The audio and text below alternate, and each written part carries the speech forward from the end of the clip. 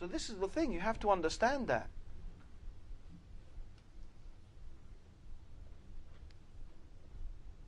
And then you find we're told that depressed people feel helpless and hopeless.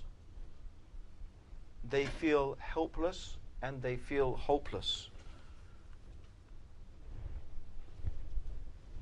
In fact, it's interesting that I read that depression is similar to the helplessness in laboratory animals who remain in unpleasant situations from which they are unable to escape. They have sort of, strange behavioral patterns.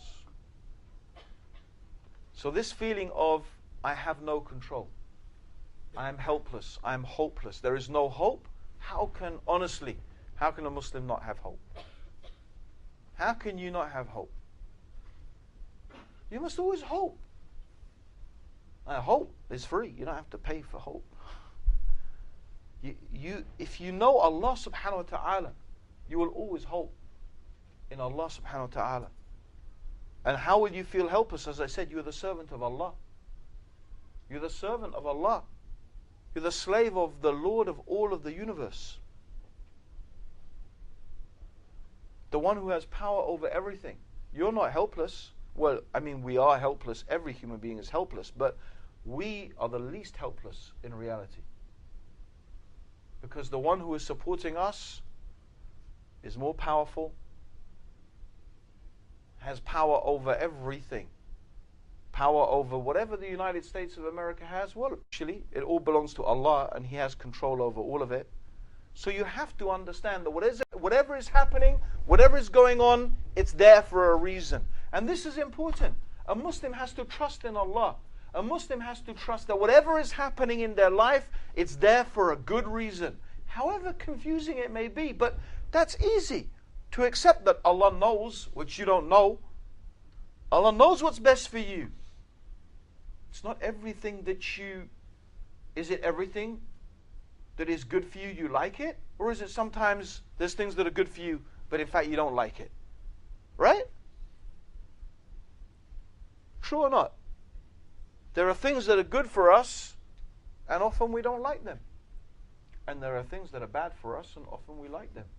So the fact that I like it or don't like it doesn't mean that it's good for me or bad for me. And that comes from trusting on Allah. No, this is why every Muslim should have a good opinion of Allah. A good opinion of Allah means that I believe that what is happening to me in my life is for the best. That Allah will guide my life and guide me in my life for what is best. Because that's my good opinion of Allah. That's my good opinion of Allah. I have that good opinion. Yeah? This is how the believer should be. So you shouldn't feel helpless and you shouldn't feel hopeless. So brothers and sisters, I think that's really an interesting, those are the main, characteristics of somebody who is depressed. And it's very interesting, by the way. I just thought this was a very interesting thing. I noted this down. Depression is less likely to occur as well as quicker to remit amongst those who are religious. It's interesting, right? And why is that? Because they have the ability to correct their thinking pattern and improve their mood. And that's what it's about, brothers and sisters, right? It's our thinking patterns, right? The way we think. You do, and one of the such important things you need to understand is you have control of your consciousness. You have control.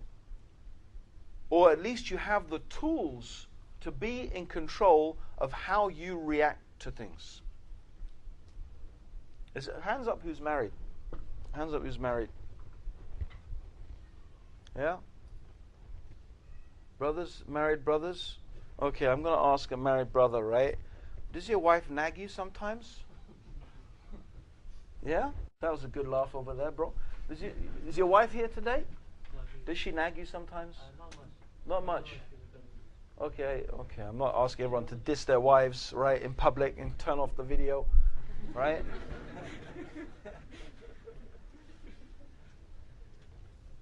Okay, bro, I won't ask for volunteers, right? Okay? But you know what? I think we all experience that. The wife nags. When are you going to do this? When are you going to do that? How are you going to do this? Da da da da da da da da da da da da da da da da da. Right? And to tell you the truth, myself personally, I don't react. I don't react to it very well. I don't react to it well at all.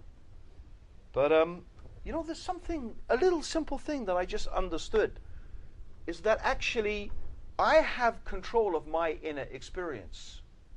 I don't have to react to what my wife is saying if I don't want to. Because think about it. All that is really happening is there are sound waves going from your wife's mouth to your ears, right? Now, those sound waves could come from a speaker. They could come from earphones. They could come from anything. But they're just sound waves. You can treat them as sound waves. That's just sound waves coming to my head, right? Okay? I don't have to react. I don't have to react. In fact, yes, darling. Yeah. Whatever you say. Right? You're the boss. Okay? You know, seriously, you don't have to react. And it's true about anything. Let me give you a real example, right, of how consciousness, you have control of consciousness, and your consciousness controls you. This is how it should be. And by the way, this is what Islam is teaching you. When you are fasting, right, as any doctor here will tell you, right, so if I get it wrong, you can correct me, right? The feeling that we have called hunger, we have a feeling called hunger, right, is produced by chemicals in our body.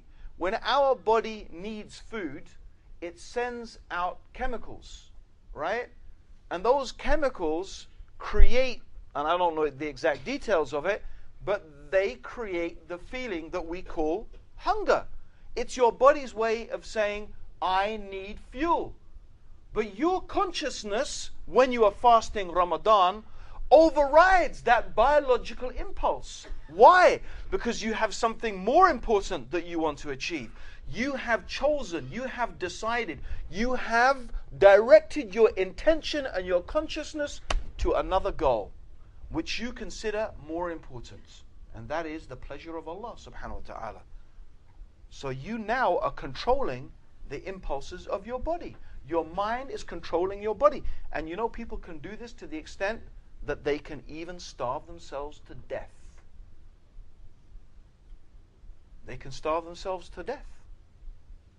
You can develop self-control to the extent that you will not feel pain, physical pain. You can learn to control your reaction to things that much. And I believe that that's part of what Islam is teaching us. Why do we learn to fast Ramadan? Well, life is a test. We don't give in to every impulse and every, feeling or urge that we have. No, in Islam is teaching us to be in control.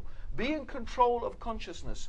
You have control. When you fast Ramadan, it teaches you that, to be in control, brothers and sisters. Okay? And that is a very, very important thing. Because depression is something really that's going on inside your head. It's about your patterns of thinking. It's about the way that you think.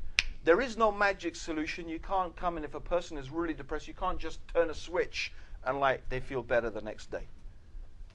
Right? It doesn't work like that. I mean, clinical depression is something quite serious. But it is connected to thinking processes.